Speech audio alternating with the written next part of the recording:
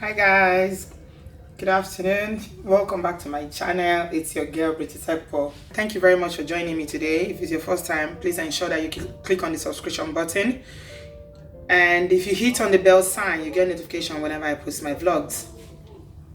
Today I'm sharing with you guys about domestic violence. I've done a series of videos in the past about domestic violence, but the angle that I'm talking about today is about areas that some people may not even look at, they may not consider as dangerous, and saying, oh, I only beat her, I only slapped her, or I only slapped him, I only slapped her, and this is the repercussions. I have two stories that I want to share, and I'm going to do my best to weave them together in a way that you can understand what I'm trying to say, and just to drive my point home. So it's two case studies, sadly, real incidents that happen to real people in Nigeria. The first story is about a young man who is a friend to a friend in Nigeria. In 2013, this young man was driving home from work. He works in one of the telecommunication companies. So he was driving home. It was around 8 p.m. And he saw a woman in the bus stop. She was heavily pregnant and she was crying. So he was touched,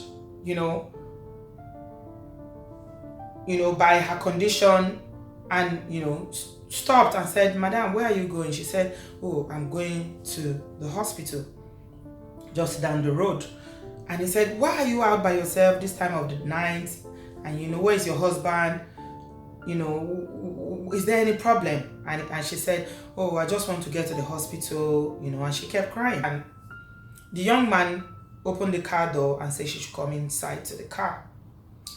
This heavily pregnant woman got into the car and he drove. And he was driving, he drove like maybe about 2 blocks, and he turned to her to ask her, "Where is the hospital that you are going to?"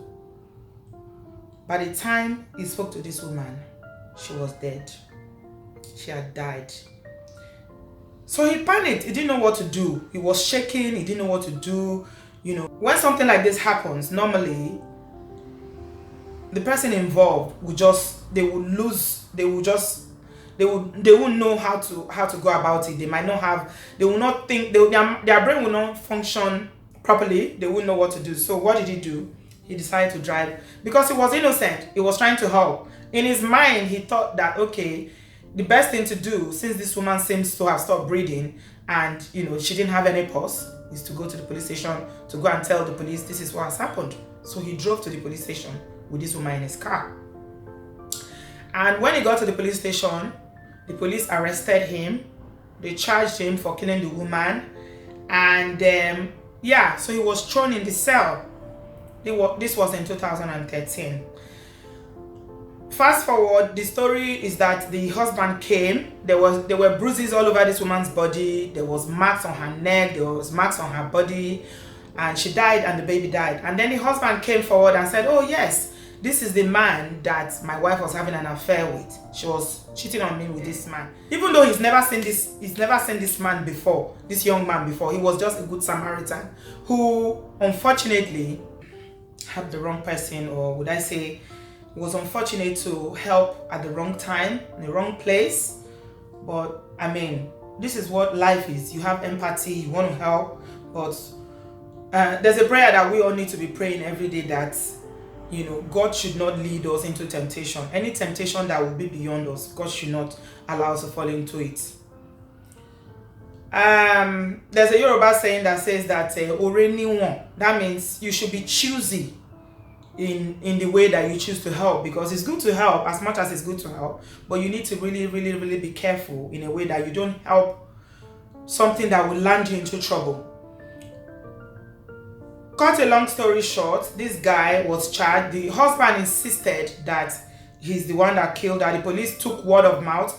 The whole neighborhood where this couple were living, people were aware that he's been abusing, that the woman's husband has been beating her. There's been serious issues around domestic violence with this couple. People were aware of it. The granola seller was aware, the bread seller was aware, the neighbors were aware, the aboki were aware. Everybody knew that this man was beating this woman regularly. And in fact, that night, this sad night that this incident happened, he had beaten her, really beaten her. She ran away, and that's when she went to the bus stop. She was trying to escape. That's when this young man picked her up, and then unfortunately she died in his car. This guy was sentenced just by word of mouth. This is Nigeria for you. Word of mouth, no evidence, no links between the two of them. They didn't find the phone number in her phone. There was no physical evidence apart from the woman being in his car. When she died, there was no evidence at all that could establish motive for why this man would kill, this young man would kill this woman. But he was sentenced to 10 years imprisonment.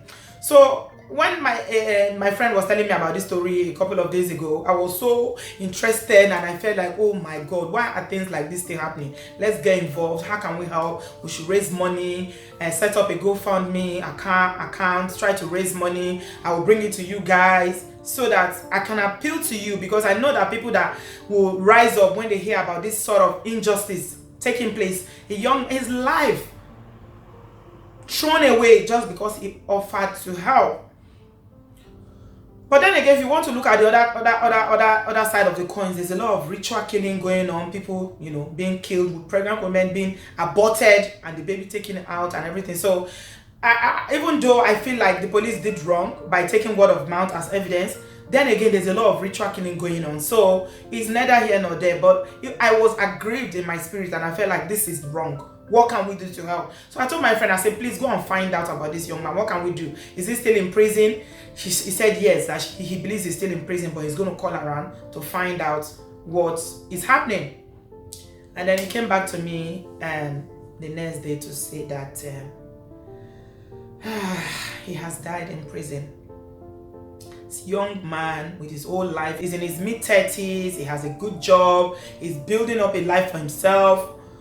And because he helped at the wrong time, his life was cut short. What killed him? He died in prison because he had an infection from all the beating, the way they beat him. They tortured him. You know how Nigerian police are. They would torture you and take the evidence to go to court that you confessed. So from all the torture and all the brutality in prison, where they were trying to coerce him to confess to a crime that he didn't commit, he got an infection and they didn't treat it. So he died in prison. Really sad stuff. I'm telling you, that night I couldn't sleep. My friend that shared the story with me couldn't sleep. I couldn't sleep. We were on the phone talking for hours. It is a terrible thing that happened to this young man. Now to the story of the day about this man that said, I didn't kill my wife, I only slapped her. This is what happened. I'm just going to summarize it quickly because I don't want to dwell on this story. Rather, I want to talk about what a medical doctor has said regarding brain injuries. So this man, I'm going to read it from the Punch newspaper. This happened late last year. His name is Lekon Shonde. He said he's a depot worker and he said he didn't kill his wife. The wife's name is Ronke. He said he only slapped her. And why did he slap her? He slapped her because he claims that he found her talking on the phone with her boyfriend. And, she was saying to the boyfriend, oh, what did you use to sleep with me, or some sort of sentence like that. So he slapped her and they made up and nothing happened. The next day he woke up and he went to work. But guess what? He beat this woman. He really beat her, brutalized her, and she made her sustain some internal injury, which he didn't know because he thought she was sleeping. He didn't know she's died. He went to work the next day. From work, they called him and told him the woman had died.